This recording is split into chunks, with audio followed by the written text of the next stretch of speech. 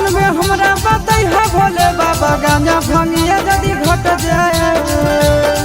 गोरखी के बियाह कट जाए चढ़ल तिलक लट जाए गोरखी के बियाह कट जाए चढ़ल तिलक लट जाए सावन में हमरा बताई है भोले बाबा गांजा भंगिया यदि घट जाए सावन में हमरा बताई है भोले बाबा गांजा भंगिया यदि घट जाए गोरखी के बियाह कट जाए चढ़ल तिलक लट जाए गोरखी के बियाह कट जाए चढ़ल तिलक लट जाए।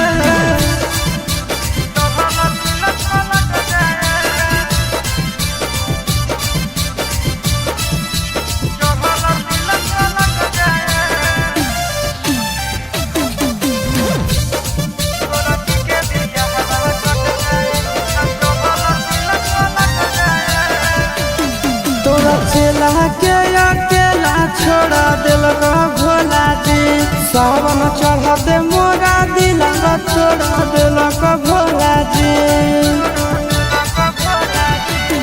तोरा चेला के अकेला छोड़ा दिल भोला जी सावन चढ़ते मोरा दिल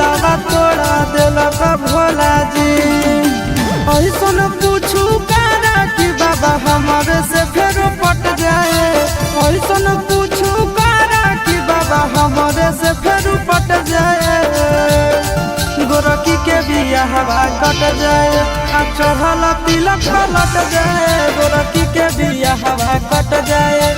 चढ़ल तिलक लट जाए।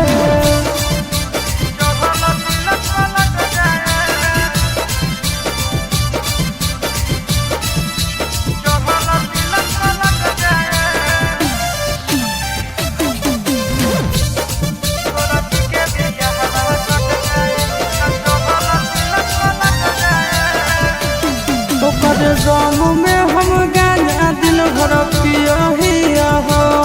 तोरे नाम के सहारा से बाबा जिया हो